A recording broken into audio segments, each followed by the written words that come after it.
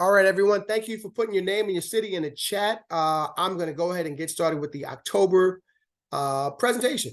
All right, let's get started. So as you know, this is the Baltimore Stock Market Meetup Group. Social media, we're a meetup group. We meet the first Tuesday of the month at 7 p.m. And for now, it's still virtual. I'm your host, Coach Mike, founder and CEO of Walk-On Consultants. I'd really like you to just contact me and set up a free, no strings attached 15-minute consultation. We can talk about what your concerns are with the market. I always begin my meetings sort of the same way with a quote from one of my favorite, Benjamin Franklin, that says an investment in knowledge pays the best interest. And that's why you're here, to learn about the stock market so you can become a better investor. So today's topic, or this month's topic, the focus is on the movie Dumb Money, which just came out. I went to see it. Great movie. I really enjoyed the movie. Good soundtrack. Good acting. I thought it was funny, entertaining, educational. It was, drama. Had all the ingredients to make a good movie. So I would highly recommend going to see this movie. In fact, I think I may go see it again. But I got to be honest, this is really what the movie theater looks like. And I don't think anybody goes to the movies anymore. They just wait for it to come, to stream it. Wait for it to come to home, and they just stream the movie. So nobody really goes to the movie theater anymore. So if you look up Dumb Money, right, just Google it. It talks about people like us, retail investors, non-institutional investors. So you're an individual trying to do it yourself. You're not Goldman Sachs or JP Morgan or a stockbroker. You're not in the investment community. They consider us to be dumb money, and I'll talk about why later on. But that's what the movie was about dumb money, about the individual investors who are at home during the pandemic trying to do it themselves. Here's reason number one, they consider us a dumb investor, because we have this FOMO, the fear of missing out. So we're chasing the latest hot stock that we heard at the cookout or the Christmas party, and we don't know why we're buying it, but hey, we don't want to miss out. So we just run and buy the latest new thing. And so during the pandemic, when we were all home and couldn't go anywhere on lockdown, right? These were the three most famous meme stocks, right? Memes because they were a joke. These companies really don't have a future. And like I mentioned, AMC movie theater, nobody goes to movies anymore. Bed Bath & Beyond is out of business. And I think Gamestop is just hanging on by a thread. So these were the meme stocks of the pandemic. But when you invest, you got to remember that you're investing for the future. So think of Blockbuster Video that's no longer here because Netflix took them out. Think about New York City taxis or taxis anywhere, right? Now everyone takes an Uber or a Lyft, but that didn't even exist probably 10 years ago, right? And look at the malls. Look what Amazon has done to the malls. So when you're investing, and it doesn't matter if it's AMC movie theater or if it's, Bed Bath & Beyond or GameStop, does the company have a future? Where's this going? You're investing for the future. So don't get caught up with investing with the past. You're investing for the future. Please remember that. The meme stocks, typically, they're small caps. They're less than $1 billion in market cap. Their revenues are flat, going down. And any company can have a bad year. But I'm talking about companies that are repeatedly, year after year after year, are losing money, right? Those are companies you don't want to invest in, okay? And here's big picture. The future of the company, or that maybe the entire industry, is in doubt. That's when you know it's probably not a good idea to invest in one of these companies. So let's take a look at the revenue for GameStop. As you can see, during the pandemic, $6.5 billion, not bad, right? But every year after that, it's been less and less and less. And in the blue, you see that the earnings, which is the net income after all expenses are taken care of, they've been losing money 4 years in a row.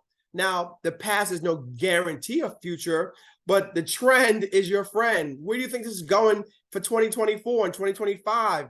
Like, people even stream and download games now. They don't have to go to GameStop to buy a game, just like you don't have to go to the movie theater to watch a movie. So I don't think GameStop has a future, and that's why I wouldn't invest in it during the pandemic. Although you could have made some money if you got in and got out, I just chose to ignore it, sit on the sidelines and not be a part of that game, right? So as you can see, it was a pretty flat stock, $5 stock, right? Nobody's interested in GameStop. And all of a sudden, we're home with nothing to do. And in 2021, the stock jumps up crazy from $5, $10 to over $80, right? Yeah, you could have made a killing, but then it drops right back down to $10 and it jumps up again and it never, ever reaches that high again. It just doesn't. And you don't have to be a chartist to understand that this is going down to the right. We wanted to go down. We wanted to go up and to the right, not down and to the right. So is reason number two, right? You know, I mentioned fear of missing out, but a lot of investors are just following the herd. They just following the crowd. They don't really know what they're doing. They want to get rich quick. And that's what GameStop is all about. It's about get rich quick. And that's a downfall. So now, if you're at a food festival, that's probably a good idea, right? Which food truck has the longest lines? Probably a good idea, right? But not when you're investing. So in this situation, yeah, good idea, right? Follow the crowd because they got a long line for a reason. The food's probably good, but not if you're investing, okay? And here's just a little cartoon to show you why you don't follow the herd, right? Because, yeah, we don't know where we're going, but, you know, if it's a crowd, it must be good, right? Yeah, sure, okay. Keep trying that. Keep trying that, right? This is what is eventually is going to happen, right? You're right to the slaughterhouse. So please, when you're investing, find out where this is going, okay? Don't just invest blindly. You got to know where the crowd is going. Maybe the crowd is going there for a good reason, but you can't go blindly. You got to know where this is going, okay? Now, here's another reason, probably the third reason that they consider individual investors dumb money, right? Because it's all emotion, right? They don't have any kind of logic or fundamental research. They're buying from what they heard from their brother's cousin, mother, on their uncle's side at the cookout, right? Or somebody on social media. Everyone's an expert on social media, right? So yeah, I'm not saying you can't listen to them, but you got to do a little bit of your own homework and research, right? We buy at the top, right? And then we sell at the bottom, which is not what you want to do when you're investing your money. But we get caught up in the hype and the emotion, and then you get depressed and you fear and you don't know. And then as soon as you sell, it starts to go back up, right?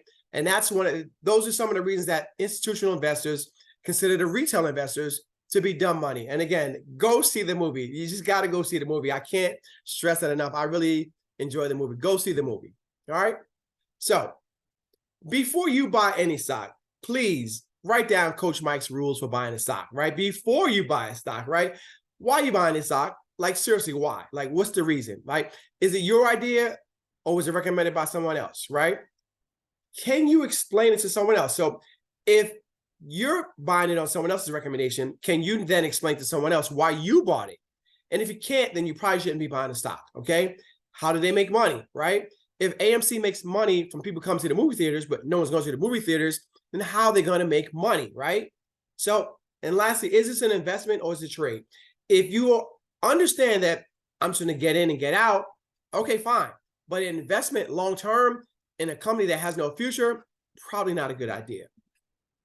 So stick to these basics of making sure that your portfolio, I can't speak today, that your portfolio is diversified, right? Now, this is the breakdown of the S&P 500. And I'm not saying that your portfolio has to have all of these sectors or the exact weightings of these sectors, but you can't just put all your money in technology stocks or all of your money in consumer discretionary like Nike, okay? You got to have a balanced portfolio, okay? So please don't put up all of your eggs in one basket, please. And some more tips for you is that you can use technology to your advantage to set alerts, and you can get a ping on your phone when something happens, okay? But you got to stay abreast of what's going on in your company and in your industry. And please, at a bare minimum, I'm not saying you got to watch it every day or every week, but at least a quarterly, look at your portfolio and make some adjustments. You know, add more to the winners, sell the losers, do some rebalancing, schedule an appointment with me so I can help walk you through that process. But it's not just I'm going to invest in something and forget about it forever. Even if it's Amazon or Google, right? One day they may no longer be relevant, just like Blockbuster is no longer here and Sears and JCPenney is no longer here. One day, who knows, Amazon and Google may not be here. And that's why you got to keep checking in their portfolio. So I'm going to wrap up by saying that learning is a journey. It is not a destination. I've been investing since the early 90s and I still learn new stuff all the time. So don't think that because you watch some video on YouTube, even one of mine, or you saw some guru, that you know it all. It is a process. It is a process. So please keep on learning. Keep on learning. So if you haven't already, subscribe to my channel, like and share. I would really, really appreciate it. This is Coach Mike signing off. Here's again my contact info. Book an appointment, a free 15-minute consultation, no strings attached. We can just talk and see if I'm the right guy to help you manage your own portfolio. I'll see you guys next month. This is Coach Mike signing off. Thank you so much.